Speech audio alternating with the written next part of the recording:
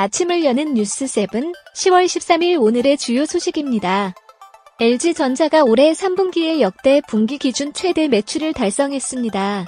다만 제너럴 모터스의 전기차 쉐보레 볼트 EV 리콜 충당금 4,800억 원을 반영함에 따라 영업이익은 작년 동기 대비 50% 가까이 떨어졌습니다. LG전자는 올 3분기 연결 기준으로 매출액이 18조 7,845억 원, 영업이익은 5,407억 원으로 잠정 집계됐다고 12일 공시했습니다. LG전자는 미국 가전 경쟁사인 월풀과의 3분기 매출 경쟁에서도 근소한 차이로 앞선 것으로 분석됐습니다. TV 사업은 올레드 TV 판매 증가의 영향으로 매출액이 4조 원을 넘을 것으로 추산됐습니다. 증권가는 LG전자가 4분기까지 호실적을 이어가며 연간 매출이 60조 원을 첫 돌파할 것으로 관측했습니다. 인터넷 전문 은행들이 고강도 가계대출 규제의 영향을 받아 저신용자 대상 중금리 대출 목표치에 미달할 것이라는 우려가 제기됐습니다. 금융당국으로부터의 불이익을 우려해 인터넷 은행들은 중금리 대출을 총량 규제에서 예외해달라고 나섰지만 당국의 입장은 단호합니다. 출범 일주일째를 맞은 토스뱅크는 연말까지 신용대출 총량 5천억 원을 넘기지 않겠다고 당국에 보고했지만 현재 전체의 25%를 중금리 대출로 실행한 것으로 전해졌습니다. 당초 토스뱅크는 올해 말까지 중금리 대출 비율을 34.9%까지 달성하겠다는 계획서를 당국에 제출한 상태입니다. 연내 목표 달성까지 10%포인트를 높여야 하는데 상황이 녹록치 않아 보입니다. 카카오뱅크가 제출한 해당 비율은 20.8%, K뱅크는 21.5%입니다. 이들 은행 역시 현재까지 실행된 중금리 대출은 10%대에 머물고 있습니다. 문제는 총량 한도가 턱 밑까지 차오른 인터넷 은행들은 저신용자 전용 대출까지 중단할 위기에 처한 상태라는 점입니다. 최악의 상황으로 중금리 대출까지 막히면 인터넷 은행들이 받아야 할 당국의 제재는 불가피할 것으로 보입니다. 사정이 이렇자 인터넷 은행들은 당국 측에 중금리 대출 비중을 조율하고 규제 사정권에서 예외시켜줄 것을 잇따라 요청하고 있는 상태입니다. 한화생명이 자회사형 법인 보험대리점 한화생명금융서비스의 생명보험 제휴 판매사를 늘리기로 결정했습니다.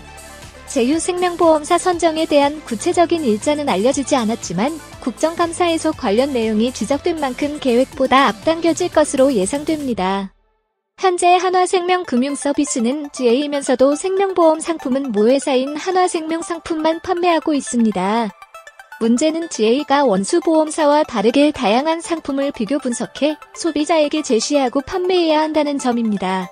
현행 보험업 감독 규정은 500인 이상 대형 GA가 보험계약을 모집할 때 3개 이상 보험회사의 동종 또는 유사한 상품을 비교한 후 판매토록 하고 있습니다.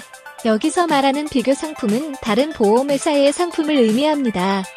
그동안 한화생명은 관계법령에 비교 가능한 상품이 있을 때만 보험상품 비교 설명을 해야 한다고 돼 있다며 한화생명금융서비스의 모회사 상품 판매에 대해 문제가 없다는 입장을 취해왔습니다. 하지만 국회 정무위원회가 이달 7일 금융감독원 국정감사에서 한화생명금융서비스의 이 같은 판매 행위를 지적하자 기존 입장을 접고 제휴사를 확대하기로 한 것입니다. 카카오뱅크가 은행, 보험업계를 통틀어 가장 많은 청약 철회 건수를 기록한 것으로 나타났습니다. 12일 국회 정무위원회 소속 강민국 국민의힘 의원에 따르면 금소법이 시행된 3월 25일부터 지난달 30일까지 카카오뱅크가 청약 철회 신청을 받아들인 건수는 59,119건, 금액으로는 4,679억 원에 달하는 것으로 집계됐습니다.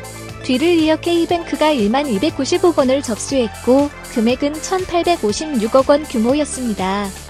청약 철회권은 마트에서 물건을 샀다가 환불하듯 금융소비자가 상품 가입 의사를 철회하고 이미 낸 돈을 돌려받는 권한을 말합니다.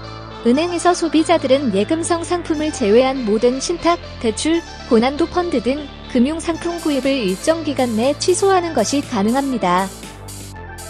가을 정기 세일을 진행 중인 백화점 매출이 대체 연휴 특수와 명품 인기에 급상승하고 있습니다. 백화점 업계에 따르면 롯데, 신세계, 현대백화점 이번 가을 정기 세일 초반부터 매출이 20%가량 늘면서 이달 1일부터 11일까지 전년 대비 10에서 20% 매출 신장률을 보이고 있습니다. 특히 명품 매출은 첫째 주에 이어 30%를 지속하면서 업계 매출을 견인하고 있습니다. 하지만 특수가 몰리는 명품, 골프웨어 등을 제외한 패션업계는 명암이 엇갈리고 있습니다. 백화점 매장이 명품이나 골프 브랜드 위주로 재편되고 있기 때문입니다. 한 패션 브랜드 관계자는 코로나로 매출이 나쁘지 않았는데도 별도로 운영되던 4개 매장을 한 계층에 몰아넣었다며 패션 시장이 워낙 빠르게 바뀌면서 대응이 어려워지고 있는 게 사실이라고 토로했습니다. 국내 제약사들이 제약 신흥시장, 즉 파머징 시장인 동남아시아를 주목하고 있습니다. 중국, 브라질, 인도 등의 브릭스 국가와 베트남, 인도네시아, 태국 등이 대표 국가입니다. 코트라 자료에 따르면 2019년 베트남 제약시장 규모는 65억 달러로 19에서 20년 동안 연평균 10.6% 성장률을 기록했고, 인구 규모 세계 4위인 인도네시아 제약시장은 2014년부터 5년간 연평균 9.69%씩 상승해 2019년 53억 달러 규모에 달합니다. 태국은 외국 기업 점유율이 약 75%로 매우 높아 매력적인 시장으로 꼽힙니다. 대웅제약과 종근당은 인도네시아에 합작법인과 공장을 세웠고, JW 중외제약은 베트남 현지 기업을 인수해 직접 운영하고 있습니다. 국내 기업들이 동남아 시장에 주목하는 이유는 선진국 대비 비교적 수월한 인허가 등록과 접근성, 그리고 자국 제약 산업 발전을 위해 정책적으로 해외 제약사 유치에 적극적이기 때문으로 분석됩니다. 제약업계가 최근 주요 소비층으로 떠오르는 MZ세대 대상 마케팅에 열을 올리면서 보수적이고 남성 중심의 기업 문화에도 변화의 바람이 불고 있습니다. 광동제약은 지난 5월부터 약 5개월에 걸쳐 사내 여성 리더 대상 여성 리더 멘토링 프로그램을 진행했고, 여성 직원도 늘리고 있습니다. 동아소시오제약, 유유제약은 직급과 호칭을 없앴고, 대웅제약은 연공 서열, 나이, 성별, 근무연한, 국적에 상관없이 역량과 성과에 따라 평가하는 직무급 제도를 도입했습니다. 자율복장 도입으로 보수적인 이미지를 탈피하는 기업들도 늘어났습니다. 업계에서는 이 같은 변화에 대해 환영하는 분위기입니다. 제약업계가 갖는 보수적이고 딱딱한 이미지에서 벗어날 수 있을 뿐 아니라 주 소비층으로 부각되는 MZ세대들에게 친근하고 세련된 브랜드 이미지를 전달할 것으로 기대하고 있습니다. 기사와 관련한 더 자세한 내용은 데일리동방 홈페이지에서 확인할 수 있습니다.